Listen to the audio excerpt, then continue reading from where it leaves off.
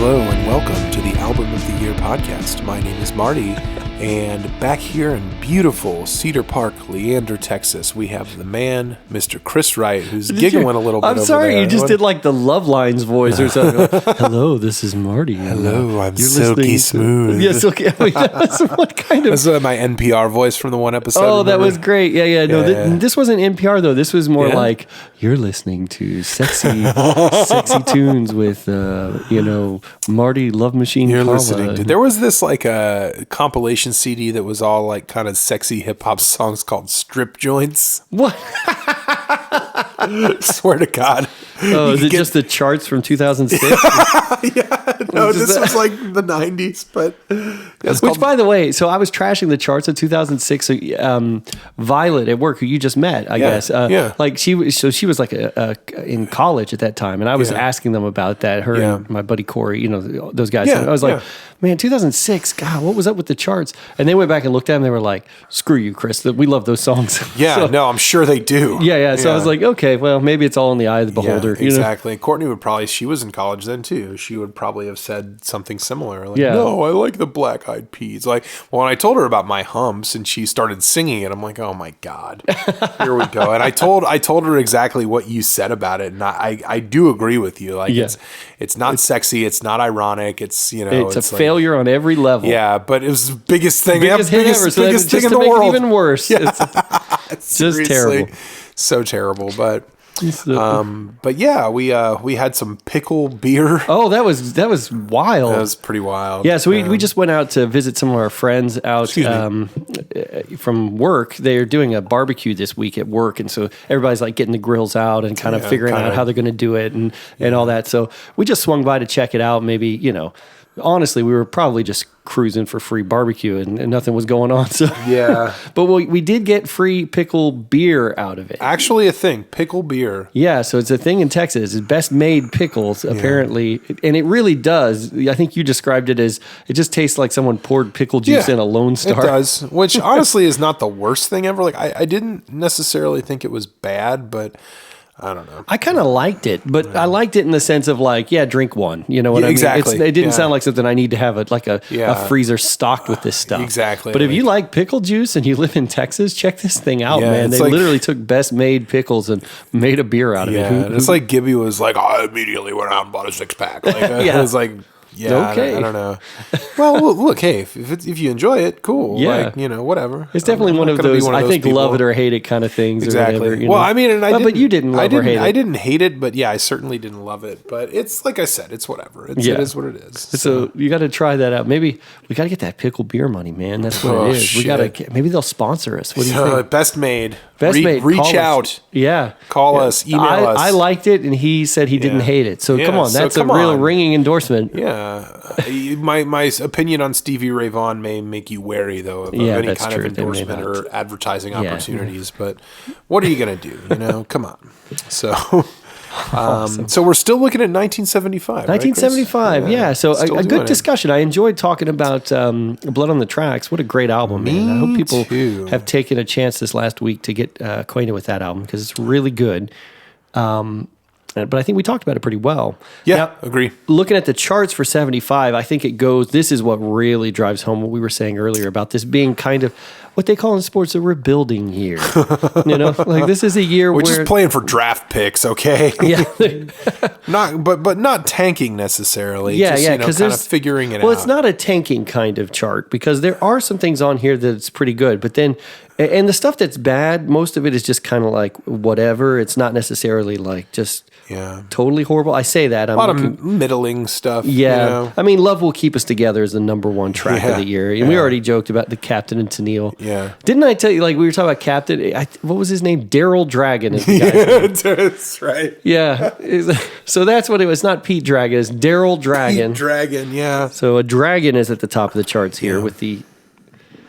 It's true. With this, right above Rhinestone Cowboy. Yeah. So I don't know. I don't know if I can really defend this chart too. Right. What do you think of Rhinestone Cowboy? I mean, it's good for what it is. I think it's. I mean, Glenn Campbell. Like you can't go wrong with him. I think he's kind of. Yeah, you can't go wrong with Glen Campbell. You cannot. Yeah, no. Okay. What did I sound? What did No, I, sound? I just can't believe you're saying that because I think Glen Campbell has a lot of really cheesy crap, but he does. Like Rhinestone Cowboy, for instance. But he's okay, all right, fine. But he did do Wichita Lineman, and he's got some good stuff too. Yeah, I don't know. Yeah, sang with the Beach Boys. So. Right. Yeah, I guess Rhinestone Cowboy is kind of hokey, but I don't know, in an endearing way. I can kind of agree with that. There was a period in the 90s where Rhinestone Cowboy was like your go-to song for some like crazy karaoke old 70s or some garbage shit, that like what the hell was going on with Rhinestone Cowboy? Like a rhinestone cowboy. Like what is that? Yeah, I don't know.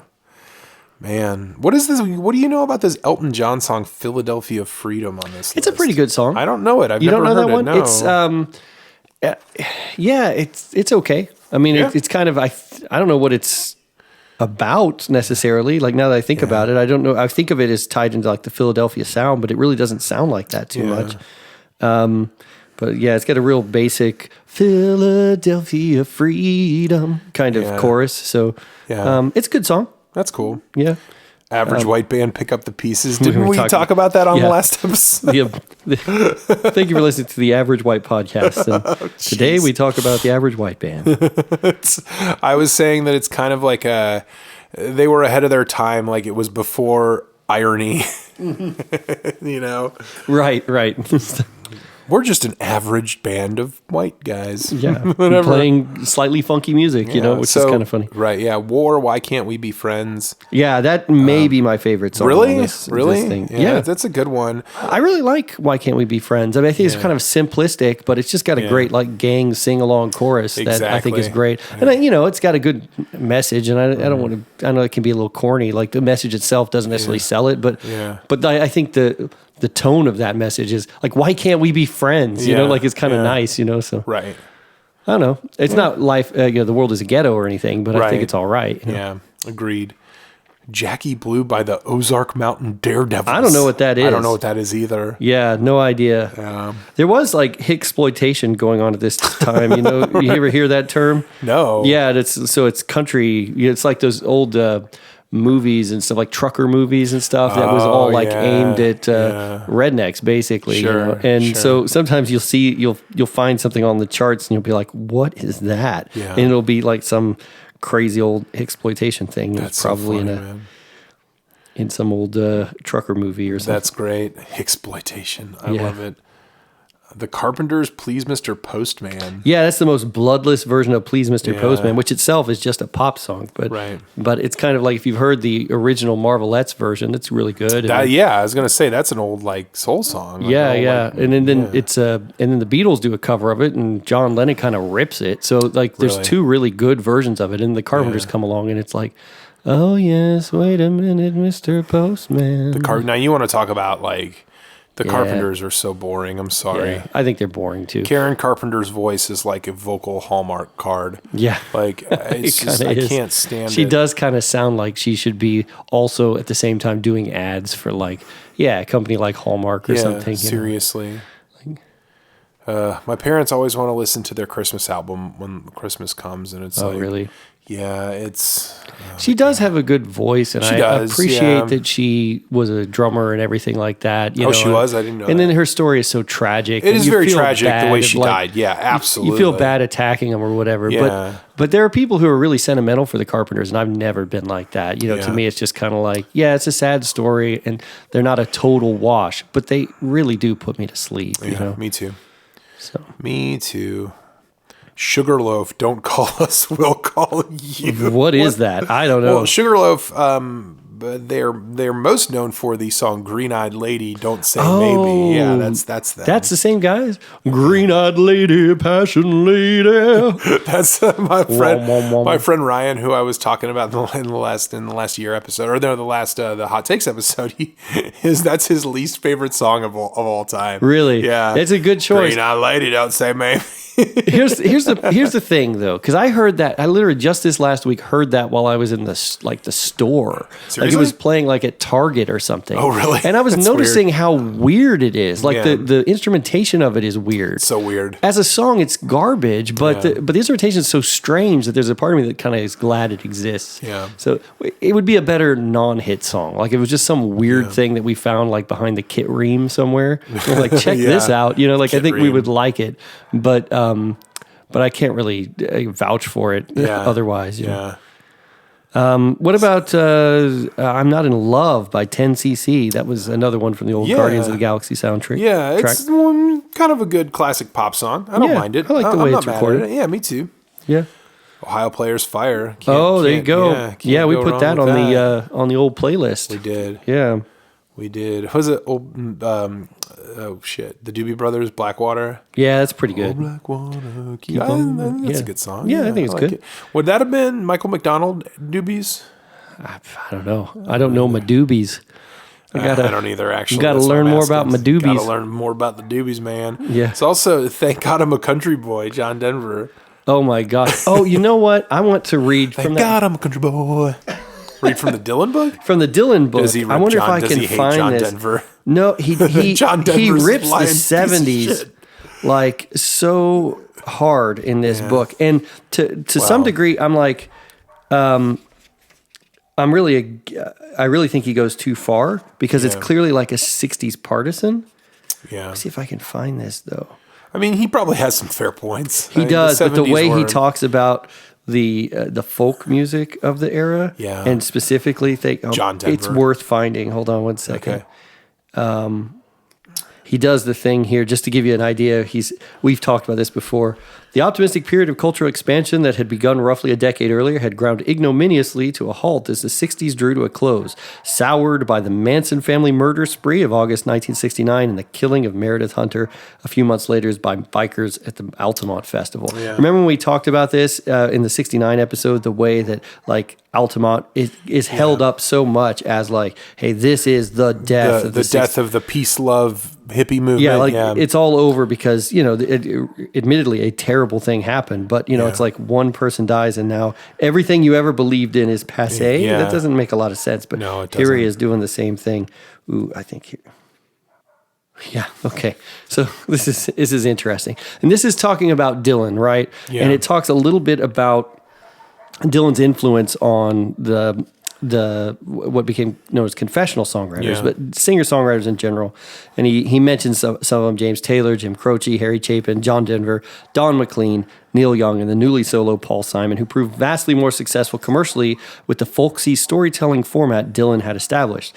That style proved durable through the early 70s, offering a faint glimmer of folksy integrity amid a swelling sea of MOR pablum and prog/glam fantasy. Though in truth, folk's rootsy authenticity was by then highly questionable itself, being subject to the increasingly sophisticated blandishments of studio technology.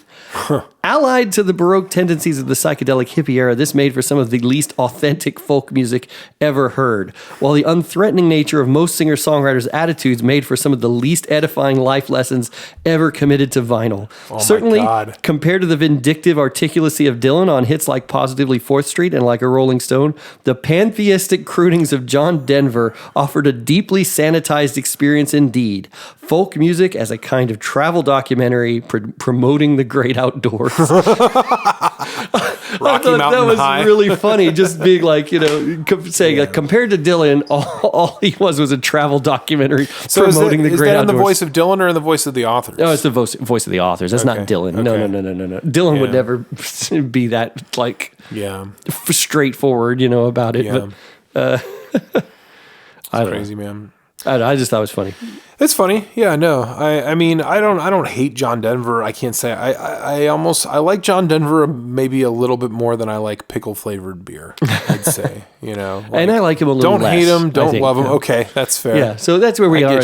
I get John you. Denver's fine. He's completely, I mean, I do think that there is a point that is like the least offensive possible version of folk music you can make. Yeah. It's only offensive in the sense that it's kind of dull, you know, but I mean, Take Me Home Country Roads, it's fine. Yeah, like, what are you going to get mad about that? Exactly. You're going to say that's sanitized who spent the rest of the decade singing with Muppets. You know what I mean? Pretty much. I mean, come on. You know? What are you going to do? You had some strong thoughts about number 48 in the chart position, Chris. A tune called Chevy Van by one Sammy Johns. Oh, wait, I'm looking at the wrong chart because they had to revise the chart. Oh, yeah. Okay, well, I guess it's on the chart. It is on the chart. Doesn't matter. Yeah, so at the revised list, hold on, what did you say it was? 48? It was 48 on the chart, the Wikipedia chart that I have. Okay, it's 46 on the revised chart. Okay. Chevy Van, have you heard that song? Yeah, I listened to it on the way home the other night. Ridiculous. I'm gonna hold your hand and make love to you, and it's all about him banging his girlfriend in his Chevy Van, which is creepy. I mean, it's so. God. Have I played you the Bob Chance, the Van Man?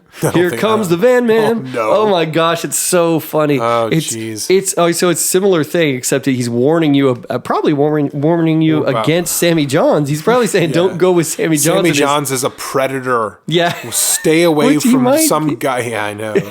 But he's like, he's the owner of a woman chasing van. It's so really funny. It's so great, man. But it's better than this Chevy Van song. Chevy Van. Yeah. It's so, oh my God, it's awful. I mean, it's sort of awful in a way that's funny, but I can't believe, unless it's just up here because everyone in the 70s thought it was so stupid. Well, I mean, conversion vans were a big deal in the 70s. Yeah, man. The adult toy, they say. Yeah. Oh man. Chevy Van is terrible. You have to hear it though. Yeah. If you haven't heard it, go look it up. It's inexcusable music for sure. Yeah, I know you want to talk about it. That's going on the inexcusable music playlist. It really should go there. Absolutely. Yeah. How do you feel about Grand Funk? I don't really like Grand Funk at all. They were neither grand nor funk. Like, they weren't funky. They weren't. Yeah. But here's the thing. I mean, they were a solid rock band. Like, I saw Michael Moore, of all people, talking about him because he's from Flint and they're like a Michigan band and everything. Yeah. And he was kind of talking about them as like a working class band and stuff. And I think they have moments. American band. Yeah, like American band, or what's the one, Some Kind of Wonderful, where it's like there's sort of, I'm not going to say on the cusp of greatness, maybe on the cusp of goodness, where it's they're sort of right on the edge of acceptability sometimes. Yeah. And the fact that they are a working class band that was just kind of a bunch of basically tryhards, going out there trying to do it. Like, I kind of respect that more than I actually enjoy it as music. Does that make sense? So they do have one song on here called Bad Time that I like, and it's probably my favorite song by them. But I like the Jayhawks cover of the song way better. So it just kind of goes back to them. The Jayhawks did a cover of that song? Yeah, they do a cover of it. It's really good. Okay. And so it was like I heard the Jayhawks version first, and then I found out it was a Grand Funk song, and then I was like, what? Shit. Really? So I'm like, all the kind of lazy lyrics in it that I thought were just kind of cute because the Jayhawks knew what they were doing are actually lazy lyrics because Grand Funk couldn't do better. It's kind of how I felt about it. And so, I don't know.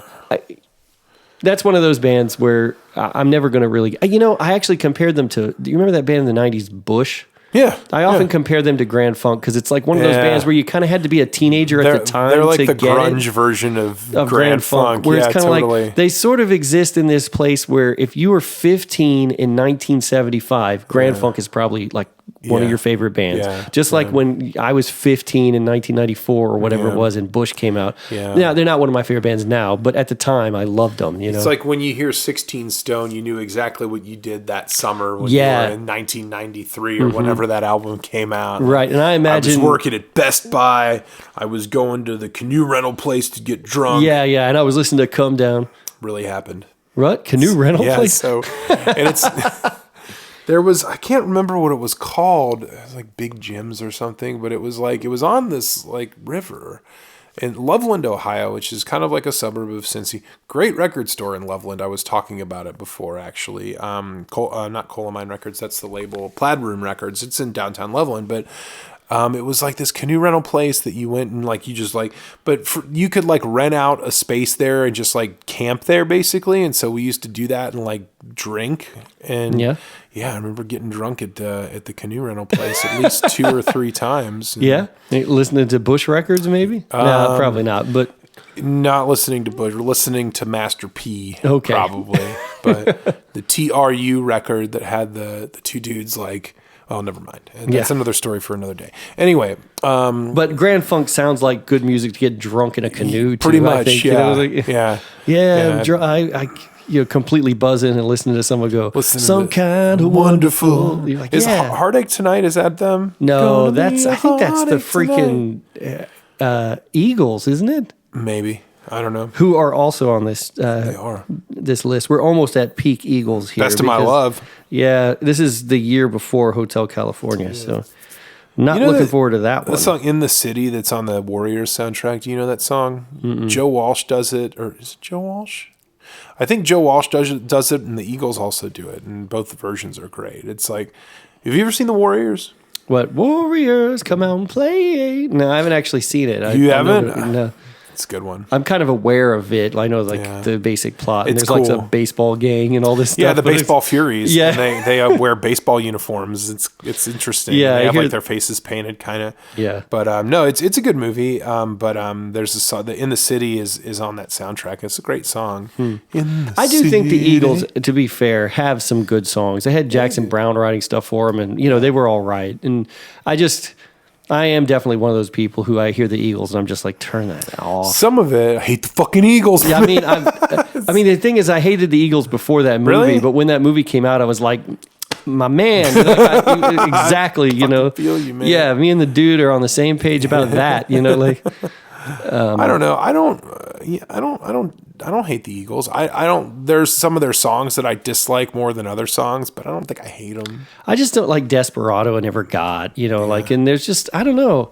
It's, I've said that I like country music when it sort of favors folk music. Mm-hmm. And this is not, the Eagles aren't really country music, but what they are is they're like a pop band that's kind of flirting with country. Mm-hmm. And it ends up sounding to me like a country band flirting with pop. And it's just, it's like, it's not a so you're sandwich that I like. The early version of like fucking Rascal Flatts or something. Yeah, exactly. Basically, yeah. I would say it's the 70s version of Rascal Flatts. I can't say that I agree with you, but that's a pretty good argument. Yeah. I don't know. There's still a couple of things that are pretty good that they did. So I'm not going to throw everything out, but not one of my favorite bands. Like my dad had a friend who was a musician, and we were talking, and he's really into country music, and he was like, I don't listen to a lot of rock bands, but I do have a favorite one. And I was like, who is it? He was like, the Eagles. And I was like, well, of course that's your favorite rock band. They're a country band, basically. Yeah. But I like Linda Ronstadt, and they played with her. She's on here a couple of times. She's, what's the song? When Will I Be Loved and You're No Good are both on here. Both cover songs, but she's got such a good voice. She's got a great voice, man. Right. She's fantastic. If you've seen that, the Eagle, well, you don't really like them, so you probably haven't seen the Eagles documentary. Oh, Dolph was telling me about it. I need to sit down and watch it. Well, there's a good chunk of it, well, maybe like a 20-30 minute part of it where they just talk about that LA scene in the 70s and the Troubadour and all that, and like Linda Ronstadt's in it, like the Asylum Records kind of scene. Yeah, because they were a big part of that. Yeah, and it's actually really good. Like they show like Elton John playing his first show at the Troubadour and stuff, and it was pretty cool. Yeah, I watched something on the Laurel Canyon Sound, and it had like David Crosby talking crap about the Eagles, and it was really funny. Oh God, yeah. It's like, so crazy, man. I think they kind of felt like the Eagles came along and gentrified what they were doing, which is kind of funny because you're thinking about gentrifying Crosby, Stills, and Nash. Yeah, it's like, what the fuck? Yeah, but I do feel like Crosby, Stills, and Nash, as much as I don't think they're like that great, I mean, they do have stuff like Sweet Judy Blue Eyes, and I don't think I ever heard anything like that come from the Eagles, So what else? So let's try to narrow it down. Oh, yeah, we got to do our things on here most that we favorite. What is there? Let's start with least favorite. Is there anything here that you just flat out hate? I could say Love Captain and yeah, but that's too easy. That's too easy. What about Get Dancing by Discotheques and the Sexolettes? I saw that yesterday, and I was like, "What in the fuck?" I don't. I mean, I could say that, but I don't. Yeah, I heard it. It's kind of. I listened to it actually. It's goofy. It's nobody's least favorite song on this list. It's nothing special though. Yeah. Let's see. And it's funny too because it's kind of like the Rockford Files theme. Why is the Rockford Files charted? Like what the fuck? I mean, I guess when we were kids, the Bad Boys theme or the Cops theme, whatever charted. So I guess we got no leg to stand on. But let's see here. I mean, Chevy Van's pretty bad. Yeah, but I kind of love how stupid it is. Me too. Yeah. I mean, like Kung Fu Fighting is on here. The Ballroom Blitz is on here. Yeah, sweet. Which actually surprised me because I didn't realize Ballroom Blitz was a big enough chart. Yeah, I didn't either. For the charts in the U.S., but it's number 16 on the list. Yeah, that is pretty crazy. So that's surprising. Yeah, agreed. Let's see. I do feel like Love Will Keep Us Together is kind of too easy of a target. It is. But, God, there's sucks, My Eyes Adored You, Frankie Valli. Yeah, that's not a good song. I don't really hate that song, though. I don't like it. Yeah. I don't like it either. Dance With Me by Orleans. I think that's my choice. Oh, okay. Yeah, okay. I don't like that song at all. Okay. It's just that kind of beginning of, well, not the beginning, but like that AM Gold kind of stuff from the 70s that I don't like, which I've been surprised how less of that on the charts that we see. I mean, the Carpenters are on here, but I kind of figured that the charts would be full of like that kind of Bobby Goldsboro crap. And it's not here as much as I would expect. Yeah. So. You Are So Beautiful by Joe Cocker. Yeah. You are so beautiful to me. I remember loving that song when I was a kid, though. But really? Yeah, I couldn't imagine, though, like me singing that to Steph or something would be so embarrassing. I know, you know what I mean? I know. Okay, I'm going to say my least. I just because I can't stand. I don't like Jethro Tull. Yeah, you've told me. I've told Bungle in the Jungle. I don't even know what it is. I don't either. But you just hate Jethro Tull so much that we're going to go after it. Yeah. I'm going after that. That's my least favorite. Actually, BTO, You Ain't Seen Nothing Yet. I don't like that. Like, that is just like the factory formed fucking, this is the song that's going to be like, that we can get the rights to. Like, I remember the Mighty Ducks 2. Oh, they do so, Ain't like, Seen Nothing Yet? Whenever they, it's like the whole premise is like they're going to compete in like the Junior Olympics or some shit, and like there's this scene where they're all like trying to go to sleep, and one of the Mighty Ducks dudes is like, I don't want to go to sleep, man. I want to like rock and listen to some rockin' music, and they like press play on their cassette player, and You Ain't Seen Nothing Yet comes out. And I'm just like, this I don't know is if you the most remember. banal fucking mediocre. I mean, you mean shit. to underline that to death? It was the campaign song for Al Gore in 2000. Are you serious? I'm not joking. Oh my God. So if you think like Don't Stop Thinking About Tomorrow or whatever by Fleetwood Mac, you know, that was like Clinton's thing. Like if you think that was kind of like whatever, Bill, oh my God, you ain't seen nothing yet. This is a pretty swinging song, Chipper. What do you think? It tells them that they ain't seen nothing yet. And it's kind of rock and roll because he says ain't instead of isn't. Nope. I mean, that's rebellious if you ask me. Yeah. You have to put one of your stickers on there, Tipper. I don't know. Yeah. All I'm saying right now is BTO is the reason why we got the Iraq War. That's all I'm saying.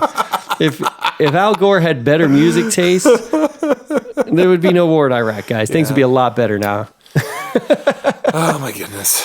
Anyway, all right. Well, we got political for a second. You wouldn't have thought we got that way with BTO. So which one are you picking, man, for your least favorite? Are you going to go after? My least favorite is going to be BTO. BTO, okay. Yeah, that's the one. Ray Stevens is on this list. I'm just pointing out. I don't know the song. Misty. It's actually probably it's one of those rare times Ray Stevens does a serious song. Oh, really? And it's okay. Like it's not good. Yeah. But it's the what's the guy's name? Johnny Mathis. Oh, yeah. It's an old Johnny Mathis song. So he kind of, it's almost like a modern standard by the time Ray Stevens gets a hold of it, and he doesn't ruin it. So don't love it, don't hate it. Favorite song on the list? Ohio Players Fire. Yeah, great choice, Without man. question. You got to represent. Yeah, not bad. Yeah, great song. Yeah. Fame by David Bowie. Real hard not to get behind a David Bowie, John Lennon collaboration. Exactly. Shining Star is also on here by Earth, Wind and Fire, but I think I already picked September one time, so I'll give it to Bowie. Okay. I'll say Fame is my favorite. Yeah. There's a little bit of competition between that. Obviously, Boogie on a Reggae Woman. You know, I love Stevie. I was going to say Stevie popped up on this list. Yeah, so this is a down year. This is the 1 year where he didn't release an album. You know, so so everyone's getting a little bit of a break from Stevie Wonder this year, but that's a great song. And And also, The Way We Were, Try to Remember, Gladys Knight and the Pips, that's sampled on the Wu-Tang album. This is where she starts by saying, everyone talk about the good old days. Yeah, really? The good old days, yeah. I didn't realize that. Yeah, it's great. Good find, man. Yeah. Chris, you're more up on Wu-Tang samples than I am. Right, I gotta... What the fuck? I'm You're slipping, bro. You're slipping. Man. Yeah. That's good. So all in all, not a great year for the charts, a rebuilding year in general. But there's some good stuff. Killer Queen is on here, and that's one that was kind of close. Yeah. But I think I'm going to pick Bowie over Queen this time. So yeah. All right. So before we move on to the charts, there is one thing that we wanted to do, and I've been actually thinking about this for a while. It's completely unrelated to 1975. It is. But it's a big what the heck kind of thing. Yeah. So a while back at a garage sale, I bought a Trivial Pursuit booster pack. Oh, this is a garage sale. This is a garage sale thing. It's the RPM edition. Now, if you don't know your trivia about Trivial Pursuit, I can't blame you. But the RPM edition was a music trivia edition. So it was extra cards, trivia cards for a game of Trivial Pursuit. Yeah. That's all based around music, but it was produced in like 1987 or something. Yeah. So, or something like that. So it's really old. So these are going to be like old trivia card questions. I thought we might just ask each other a couple and just see. Yeah. And let me just say, too, that my mom's side of the family, the Squillaci side, the Italian side, Trivial Pursuit is like their birthright. Like, Trivial Pursuit has been played for more hours on that side of the family than I even care to remember. It's just like it's like a big part of their. Yeah, it's a dude. huge I'm like part. the Trivial Pursuit champion around here. Like Really? I freaking I'm not win surprised. I'm Trivial not surprised by that at all. Yeah, yeah. Well, my uncle Tom, my mom's one of my mom's younger brothers. I think my uncle Mark's older than her, maybe. But anyway, he almost was a contestant on Jeopardy. Yeah. Swear to God. Yeah, like I do pretty good at Jeopardy. He kills. Well, Trivial they used to Pursuit. have Rock and Roll Jeopardy on Yeah, VH1 I or whatever. remember that. I watched it once with my buddy Zane. Yeah. I answered all but two questions. Yeah, I was going to say I knew everything on Rock and Roll Yeah, Jeopardy. and I just like knew it, and he was just like, "You got to be on it," and I was like, "I don't know," but I should have because I probably could have taken it. Does it still exist? 'Cause No, we should no, totally fucking get on. Otherwise, we should do it right. We Although should it'd be be- harder now. We should be the hosts of Rock and Roll Jeopardy. Right now, my man, Yeah. that'll be our next. Yeah. No, how would you? We'd probably have to talk to somebody before we did that, though, wouldn't we? Would, yeah. It'd take some money, Yeah, probably. there's some licensing involved there. That I think we would can't have to just. clear. I'm pretty sure. I'm not a lawyer, but I'm pretty sure we can't just go make a TV show we can't without, make Rock and Roll Jeopardy and use without that. having a conversation with at least with Alex Trebek, but probably with someone else too. Yeah, he's not doing so good. I heard that. It's too bad, man. Yeah, Great guy. I think I he's- like him. Yeah, I think he's a good dude. So let's go ahead and Let's do ask a this couple anyway. of questions All right, here. cool. You wanna go first? You Yeah, want let me me to- ask you a question. All right, cool. Let's do So, it. what British this is under the category of the 60s. Okay. Okay. Yeah. What British psychedelic group inaugurated free summer concerts in Hyde Park in 68? British psychedelic British group. Psych Group 68. Yeah. Free summer concerts. Who's considered a British Cream? No, wait, no. Yeah, Cream would count. Cream. It could be Cream, or it could be the Kinks. I'm going to say the I don't Kinks. think they would be psych, though, would you? I think some in 68 I to some think degree. absolutely. I'm going to say Jimi Hendrix Experience, although I don't know if they'll Is that count. British? Well, they hit it off. You know what? They're not going to count them as Yeah. British. The rhythm section's British. Yeah. and they hit off in the UK before That's true. You know what? We're probably going to be Cream. It's Pink Floyd, of course. Fuck. What were we thinking, man? In Pink Floyd, I was like, no, that's too easy. That's too obvious. It didn't even it slipped my mind, which is ridiculous because Piper at the 75 Gates is a of big Dawn and all that stuff. the Sid that's Barrett era. So We knew that. We just were being we fucked up. Yeah, we screwed that up. Okay, this is getting cut. All right, you want me to ask you? Yeah, ask me one. All here. right, let's see. All right, I have no idea what even the answer would be to this question. There just doesn't seem like there's enough detail, but I'm going to read it to you anyway and see if maybe it's something you know. Right. What's the singer looking over that he'd overlooked before in a 1927 number?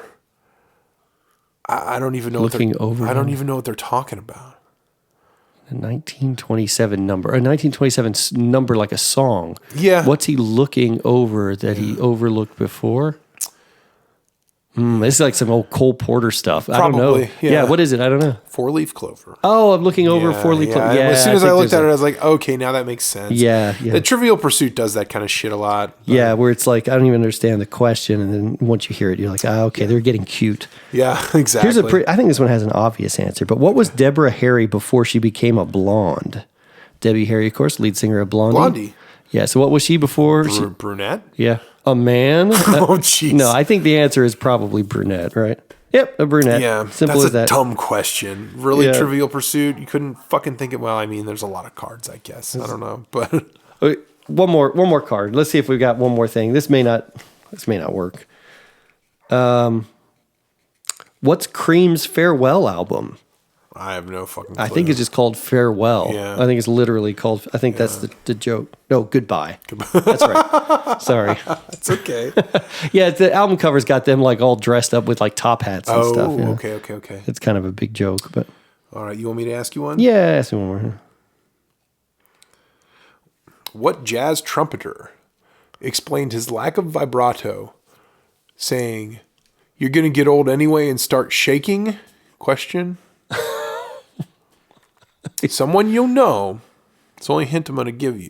Lack of vibrato? What jazz trumpeter explained his lack of vibrato by saying, "You're going to get old anyway and start shaking"?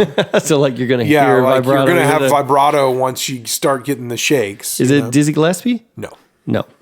You want me to tell you who it is? Yeah, who's it? Miles Davis. Okay. Yeah, it sounds like something Miles would say. That's why I was. Yeah, you're gonna start shaking anyway. There's a Dick Cavett interview with him that popped up on my YouTube earlier that I wanted to watch, but I didn't get a chance to before coming over here. Oh yeah, with Miles Davis. Yeah. I heard him at Thundercloud Subs the other day. They were playing Miles Davis. Really? I asked the guy, I was like, "Is that Coltrane?" And he was like, "What?" I was like, "Is that Coltrane?" He says, "He might be in the band, but it's Miles Davis." And I was like, "Okay, that you just said it. It is Coltrane." They played together, didn't they? Yeah, they did for a long time. So Yeah. I'm pretty sure it was Wow. Coltrane. Last cool. one here. What country great wrote the liner notes for Bob Dylan's Nashville Skyline? Johnny Cash. Yeah, of course. Yeah, Johnny Cash. because he sang on it. Girl from the North Country. Yeah, that's Come right. on. No, I Trivial knew Pursuit. that. Yeah. I wasn't saying you. I was Yeah. saying Trivial Pursuit. But Yeah, it was a good one. Was a good So one. I don't know. We might do this from time to time. It's fun. Yeah, it's a good It's time. fun to think about it, you know? Yeah. Sometimes, like I said, because it's so old, like it's not going to be asking. So, Yeah. you know. What 1927 four-leaf Yeah, clover exactly. reference. Some like, reference to an old fuck, man. Gershwin song. But that's Yeah. part of the fun is like, Yeah. it's just like this really arcane knowledge, stuff that our parents probably didn't even know. But Yeah. the Marty Kawas and the Chris Wrights of 1987 would have been like, Yeah. oh man, that's from the Ziegfeld Follies of 1925. Everyone knows that, Yeah, you know? the Ziegfeld Follies. Yeah. What is that? Okay, maybe I am the Chris Wright of 1987 because I know what the Ziegfeld Follies are. Let's move on. Well, so what do we want to do? We want to talk about Chris's pick for 1975. Yeah, I Would think you it's like time to do that? Yeah, I'm ready Let's to do it, do man. it. Let's dive in, Okay, so man. this I is love going to it. be a fun one and a strange one, and I don't know how it's going to go. So, 1975. I was saying last week that the thing about this year is that there's some great stuff, but there's really only like a handful of really great all-timers, and then a bunch of stuff that's just kind of like, it's all right. But the big ones are big. Yeah. Born to Run comes out in 1975, and I didn't pick it mainly because for me, Born to Run is like 3 songs that are all-time greatest songs of all time, and then the rest of it's just like okay. Yeah, 10th Avenue Freeze Out. Do you think I love really? Yeah, I was going to say you put that on the I would. I would put playlist. 10th Avenue Freeze Out, Born to Run, and Thunder Road. Yeah. And then, but other people love like Jungle Land more than I do, Yeah. and like, there's a couple of tracks on there that are just kind of like, Sure. yeah, it's all right.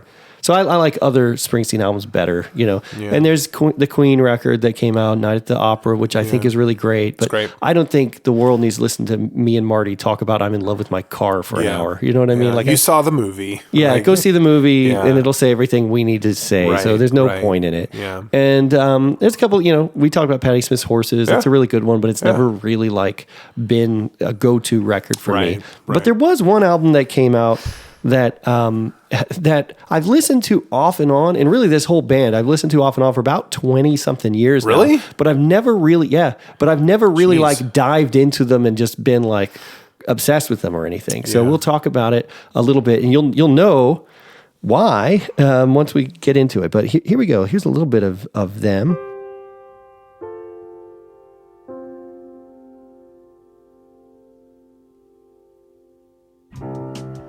Here we go.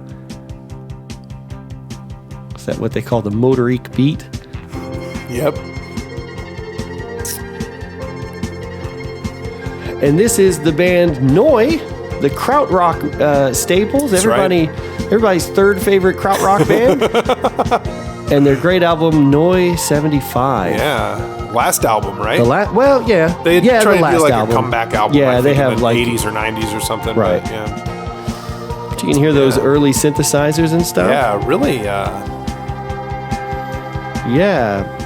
You can hear how it kind of builds. And this is kind of the Noi approach, is that Yeah. they just kind of have very minimalist grooves and stuff, and they just kind of do lots of ambient washes of sound, and it's mostly instrumental. And this is kind of the last.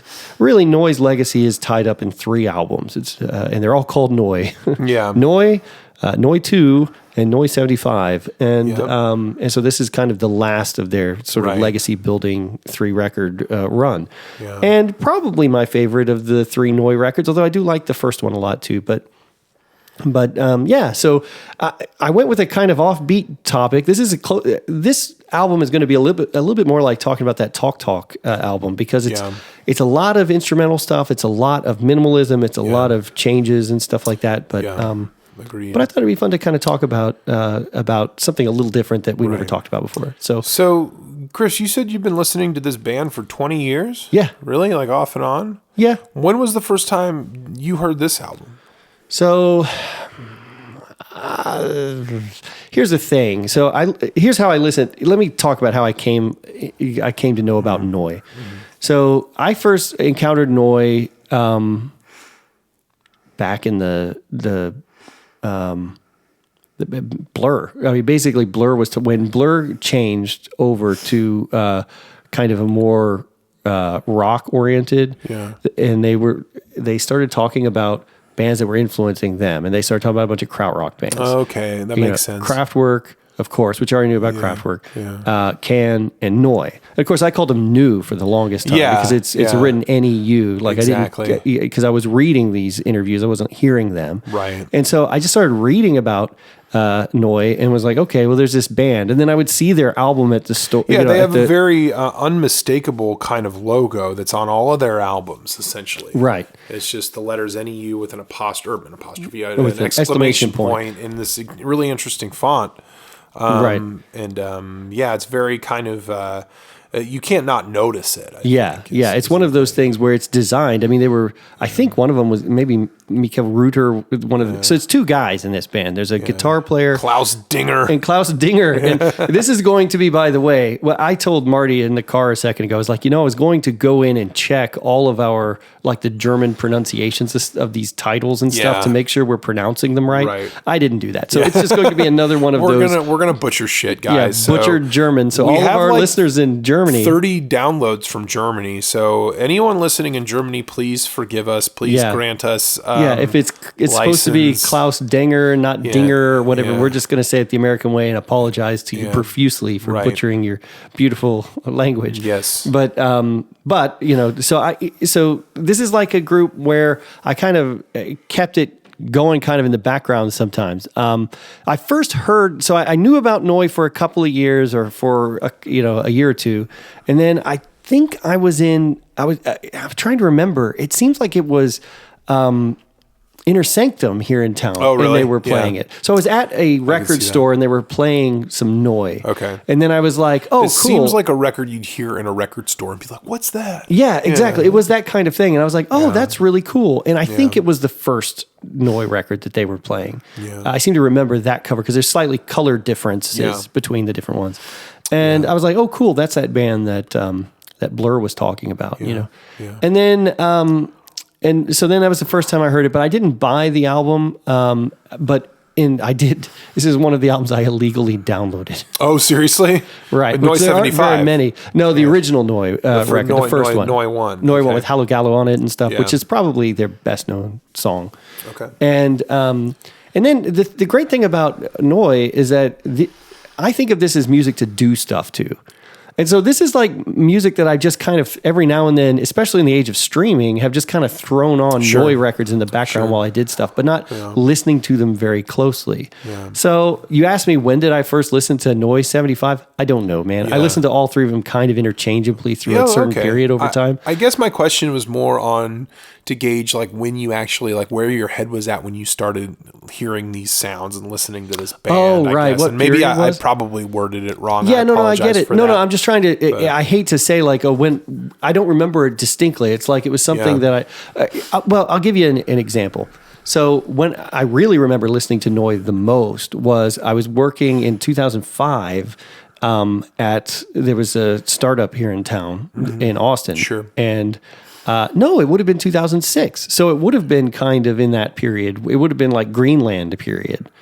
Cracker. That Cracker kind of period, Okay, right? okay. It would have been 2006 because I would listen to it at work. Okay. Well, and because this is music that you can listen to and just do stuff. Sure. You know what Absolutely, I mean? yeah. And so that was probably that. And I also went through a period shortly after that where I listened to a lot of like Led Zeppelin and AC/DC and stuff like that as a way to kind of reacquaint myself with music I didn't know. Okay. And so I listened to it then too. So it's been a while. It's been over 10, 15 years, but it's never, I was talking to Steph about it. She was like, I've heard you talk about Neu, but I've never heard the records. Yeah. And I was like, yeah, it's weird. It's kind of like just been something that I've just listened to on my own and then not really brought up a whole lot. You know? Right. Which I is have bands interesting. like that too. It's like, this is maybe, it's not my little secret, but it's like, I dig it and it's cool. Not many other people do. And that's whatever, you know. So. I haven't like gone out and tried to be a missionary for this music. Sure. So. Yeah. But I think that's part of the reason why it was intriguing to me to talk about it because because my other favorite record of this year, ironically, since we just botched the Trivial Pursuit question on them, is Wish You Were Here by Pink Floyd. Yeah. And I was kind of balancing between, all right, do I want to talk about Wish You Were Here, which is my favorite Pink Floyd record? But that album, half of the album is like Shine on You Crazy Diamond, which is maybe my favorite Pink Floyd song. Great, yeah. And it's mostly instrumental. Yeah. And I'm like, so we're going to be talking about Shine on You Crazy Diamond, an instrumental Pink Floyd song, or what the heck? We'll just talk about Neu, an instrumental band that does a similar kind of thing. Yeah, you were really split when we were deciding because I was like, I already know my pick, Bob Dylan, Blood on the Tracks, and you were like, okay, you were like, yeah, I was being Marty this time. I was do like, Neu, but I don't know. That might be a little too obtuse, and it might be tough to talk about because it's all instrumental. But we did do Talk, and we did get a lot of, we did squeeze a lot out of that, you know. And so maybe it wouldn't be a bad idea. But then again, there's Pink Floyd, and there's Born to Run, and there's all these other great albums. And I was like, whatever you want, man, I'll talk about it. Yeah. So. No, I'm glad.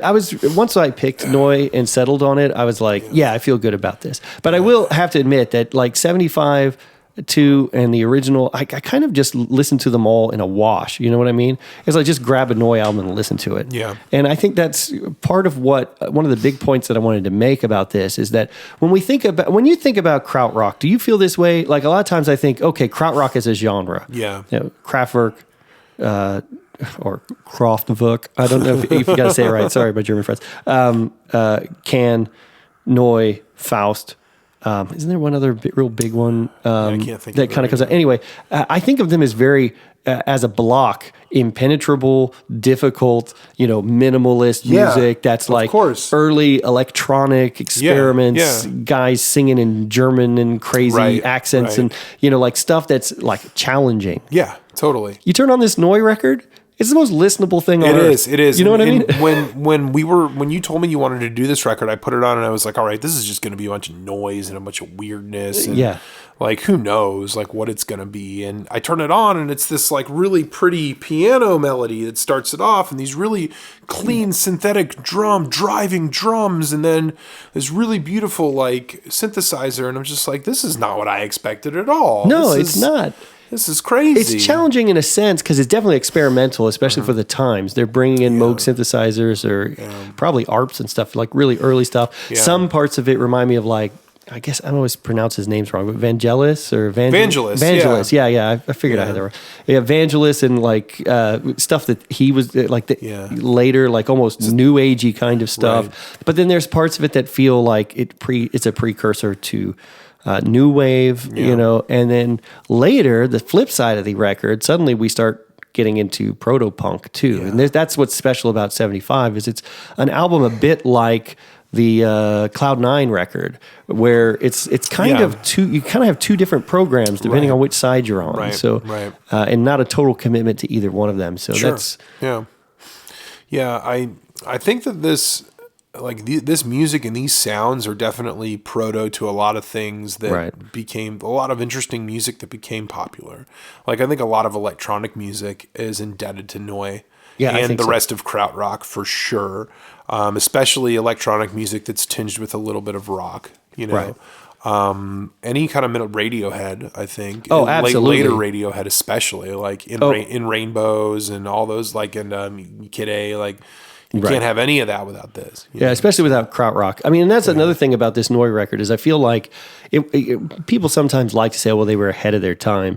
Neu! Definitely was. Yeah. Like, of those bands that I mentioned, Neu! Is the one that sounds like you could slot it into 2019 the most easily. Yeah. You know what I mean? Totally. Like, you could, in a funny way, I was thinking about, of all the albums that we listened to, or that we've talked about on this, Talk probably for sure is the most similar to the Neu! Record, though I don't know that they were directly influenced by Neu! Necessarily. But the other one that surprised me thinking about it, the Deaf Heaven record. Yeah. Even though it doesn't really sound like it, but there's a lot of like these long, extended pieces and just kind of a commitment to a sound and a willingness to go like really far to, you know, and I think there's a kind of similarity there. I don't know if those guys actually listen to Neu!, but they have a similar approach. I agree. That it kind of underlines how modern Neu! Was back in the 70s. I think maybe in a way even more than Kraftwerk, because even though I think Kraftwerk was probably more blatantly experimental and certainly more electronic, you listen to Autobahn and it just sounds kind of quaint now. Whereas this stuff kind of sounds like, this could be the bed of something, you know. Exactly. Maybe the electronic sounded a little old fashioned, but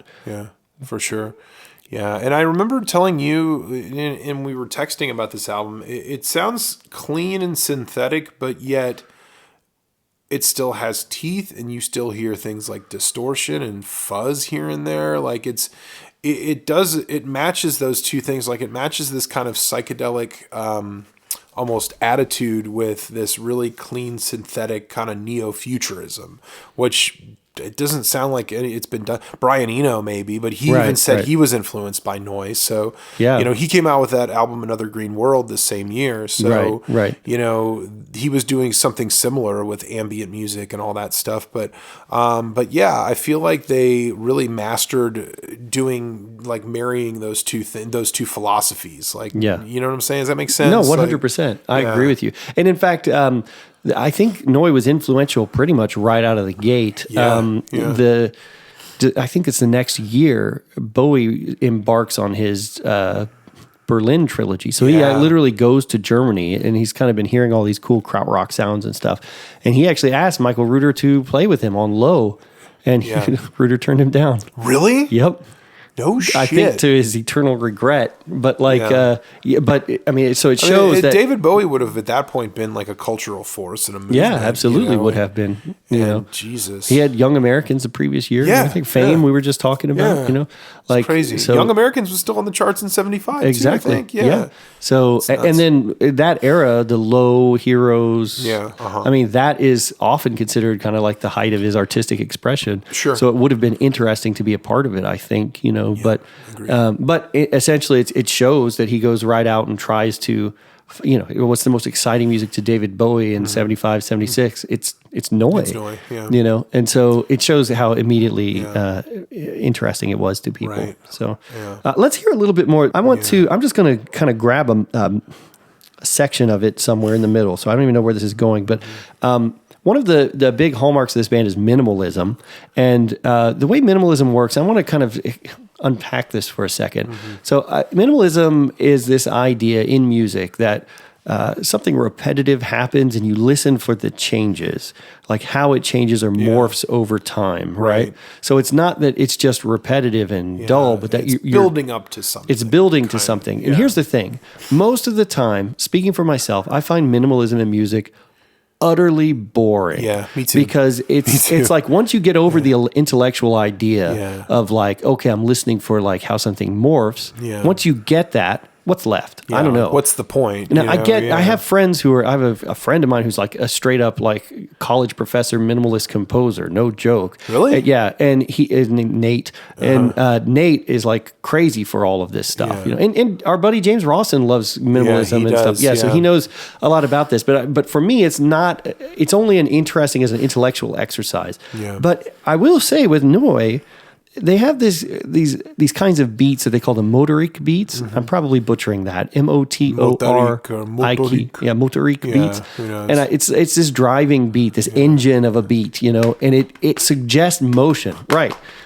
And so what I love about it is that I think that concept of minimalism works for me here. Sure. Because it starts to you start to hear these ambient changes to the music and stuff, and I think it is compelling and it can support longer form songs with that. So let's hear a little bit of that more. There's that beat I'm talking about, right? And so this is about 2.5 minutes in, but you can kind of hear how those synthesizers in the background. Yeah. And then the guitars playing very lightly and stuff. Yeah. And it does feel like it's moving towards something. Right. I saw an interview with Michael Reuter for a krautrock documentary. Oh, really? And they interviewed him in front of a canal with all this flowing water. And he was like, something about water has always compelled me. And, this, the water flowing has been like a part of me and my musical aesthetic. And if you listen to that song in particular, I can kind of hear it. I can kind of hear the water flow. So there's something I wanted to read, an excerpt, and I hate to kind of not rag, but I hate to like harp on Pitchfork because I'm reading their review of this album too. But the author of the article says, Neu! 75 may have marked a personal reunion for Dinger and Rother, but there's little union to be heard. The record's lush ambience masks a primal tension at the heart, as if Neu! Were unsure to whom they would be leaving their legacy, new age or punk. Mm-hmm. Icy is propelled by Dinger's signature motor rig percussion, but where we expect Rother's deft industrialized guitar, we hear undulating synths and piano lines expanding out into concentric circles. It's not an engine, it's an ocean. Yeah. So, well, there we go. Yeah, right back to that point. And that's why I wanted to read that piece, because they are actually coming forth and saying this is, this is water. Broad. This is it's sweeping and broad and whatever. So right. But I think that one thing I love about instrumental music like this is it's kind of interpretable too. You know what I mean? Like you can take it where you want to, and I think that.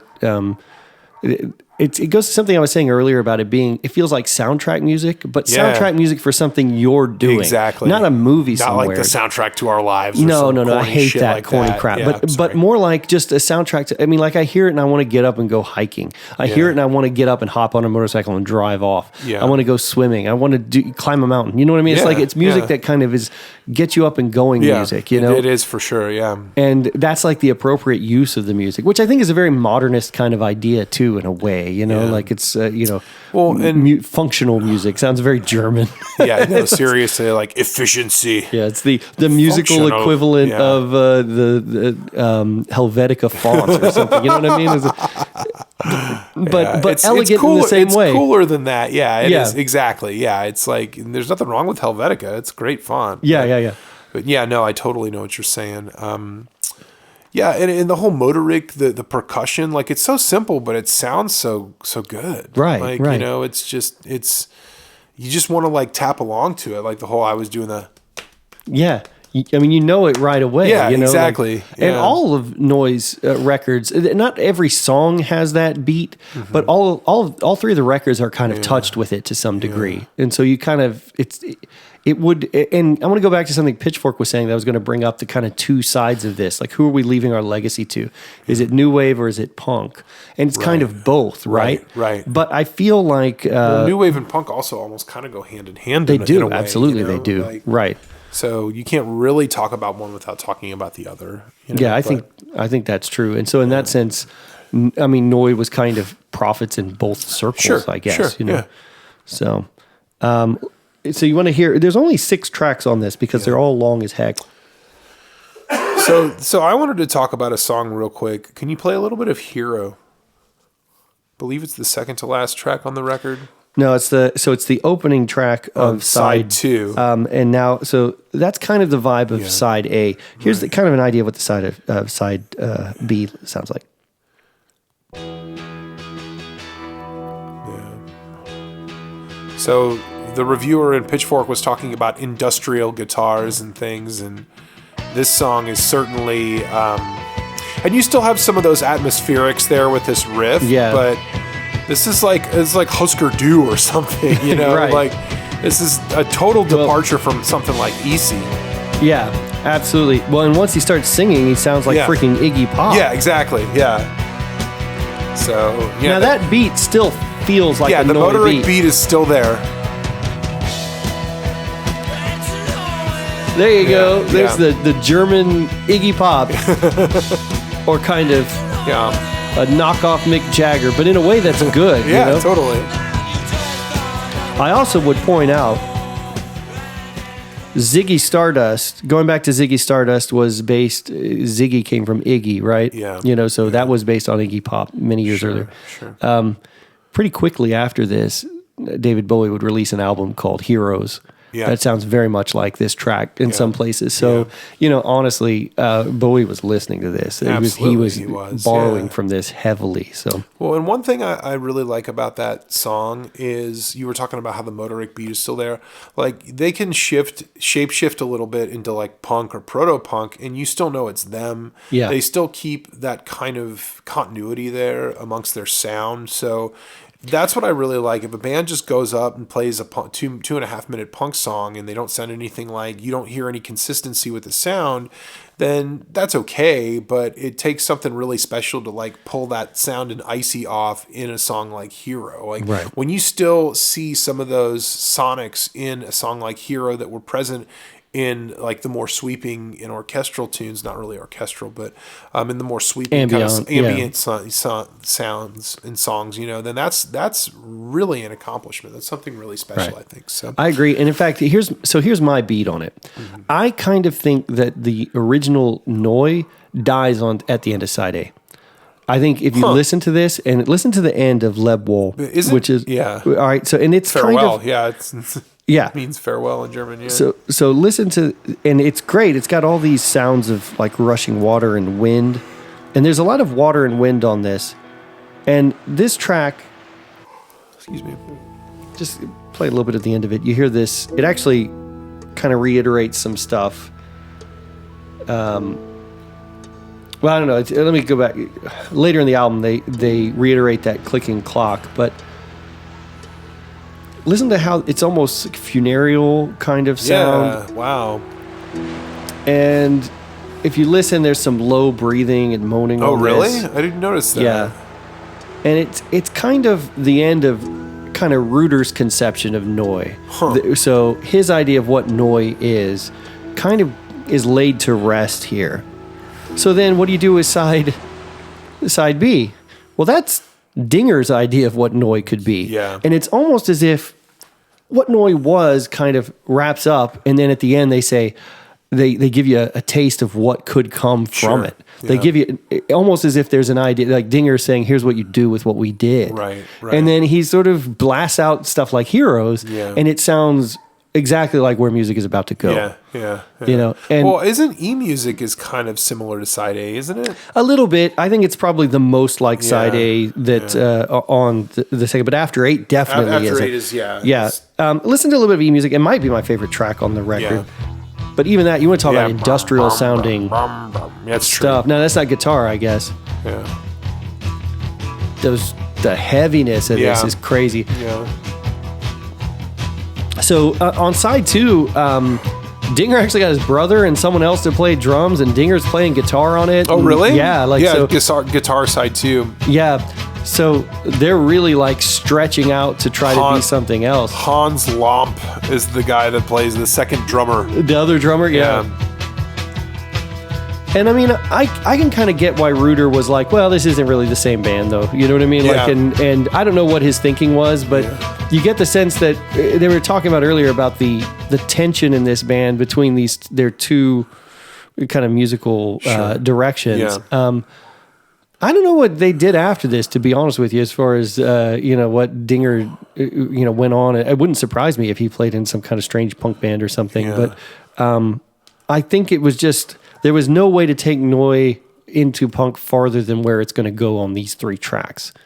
There is, I mean, they could have, but I don't think the band, I don't think Reuter would have allowed it, you know?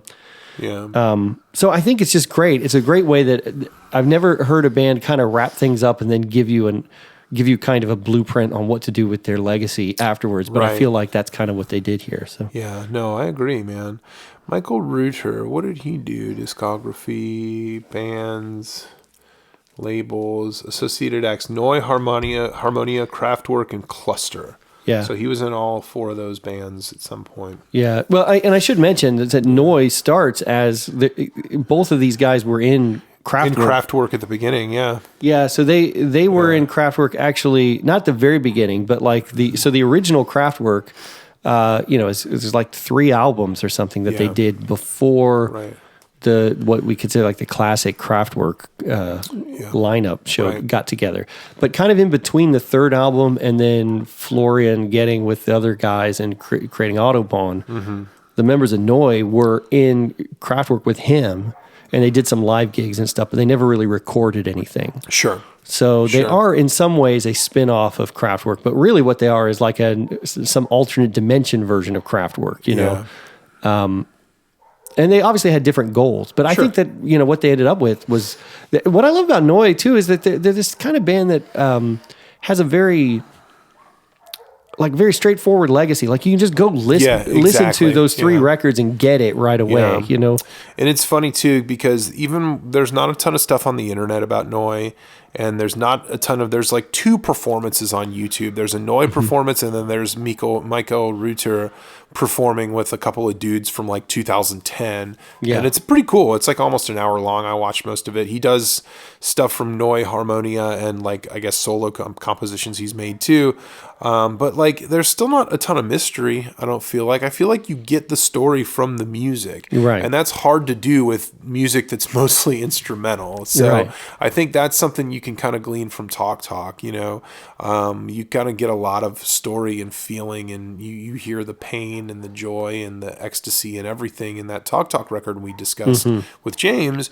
And I kind of feel like it's the same with this. Like, the story from the music, and that's okay. You know what I'm saying? I love that about it. In some ways, it's more pure because you can just approach it as music and not as celebrity reporting or some other thing. You know what I mean? Yeah. Like, as much as I love Blood on the Tracks, it is sometimes frustrating to read about it, and it's all like stories about Bob Dylan's marriage and stuff, and it's kind of like, but what about the work? What about the work itself? What about the music? Yeah.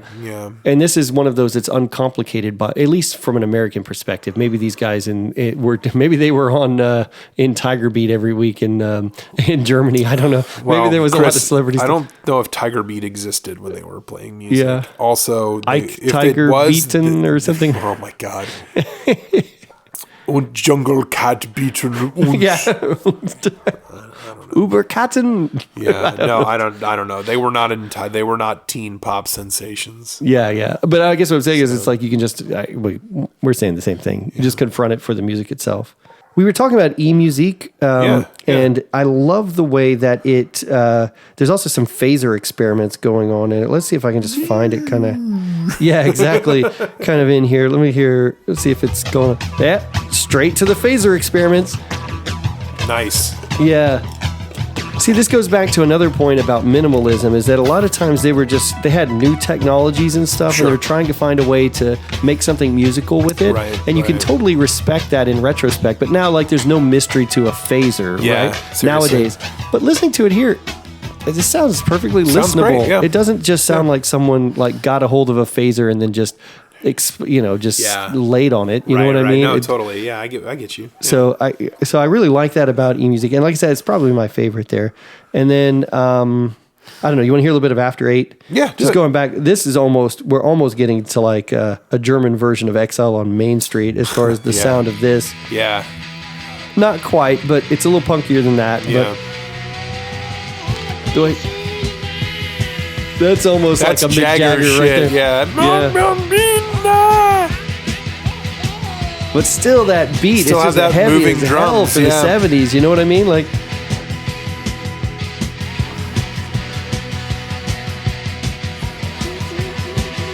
there's that just caterwauling, like you're being haunted by some German ghost or something. It just sounds great, man. It does. So, did you read? There's just a couple other things I want to say about the band at large. Did you read that they may have had kind of like they might have been one of the first bands to actually do a remix? Yeah, Neu! 2, the second side B of Neu! 2 is just basically remixes. Yeah. Super 16 and Super 78 slowed down and sped up versions of the prototype punk song Super, respectively. So basically Super 78 is played at 78 RPM. Super 16, I don't know. But Yeah, Super 16 was in Master of the Flying Guillotine Kung Fu movie. Really? And it got referenced in Kill Bill 1 too. Oh, that's pretty cool. Yeah. It's a strange record because of those. Guarantee you, the RZA likes Noi. Yeah. Oh, I can bet. Yeah. Yeah. So. Yeah, and I almost talked about the first Noi record, and I dropped Hallogallo on the 1972 playlist back when we did that. But I just wanted to talk about Big Star too much to spend it on Noi, and I thought, okay, well maybe I'll get around to it with 75. Yeah. Was it on the charts? Hallogallo? Yeah. No, it wasn't on any charts, but it was on our Spotify playlist. Oh, yeah. Okay. Yeah. Fair enough. Cool. Yeah. That would have been pretty amazing. 1972. It's like, wow. Yeah. Noi, Big Star. Oh, my God. Yeah. In an alternate universe, that's what was rocking out. Seriously, man. In 72. So. Yeah. That's crazy.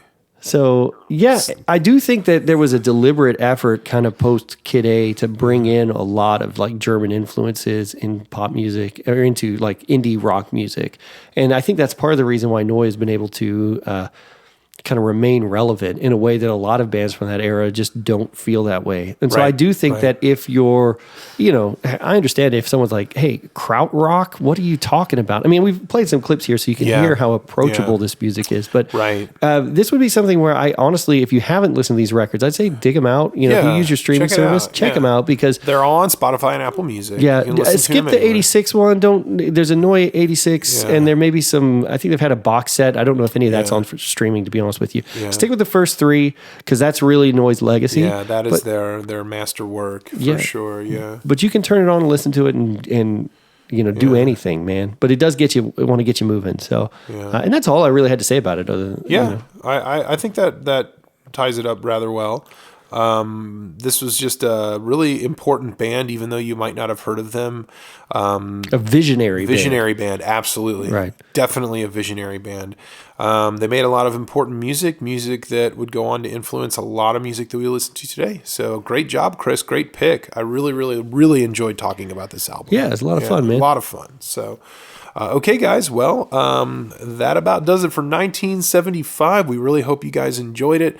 We had a couple of format tweaks here and there. We did some fun stuff. Yeah. We went on a journey. We ate some In-N-Out burger. Yeah. We tried some pickle beer.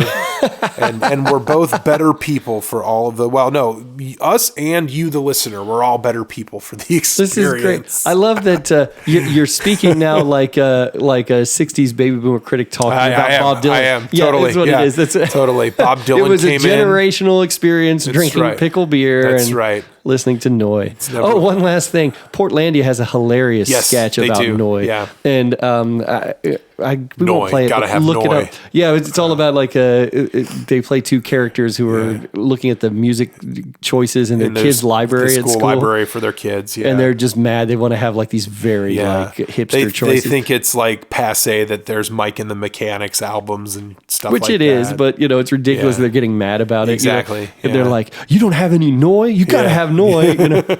Yeah. It's pretty good. It's pretty good. So definitely check that out. Yeah. Awesome, guys. Well, thanks again. And we will catch you on the flip. We got a lot of fun things planned for the next episode. We kind of foreshadowed a little bit where we're going, but I'm not going to give too much away. What we're going to do next episode is going to take place around the same time period, and I feel like we kind of teed that up rather well this episode. So be on the lookout after this episode for something really fun.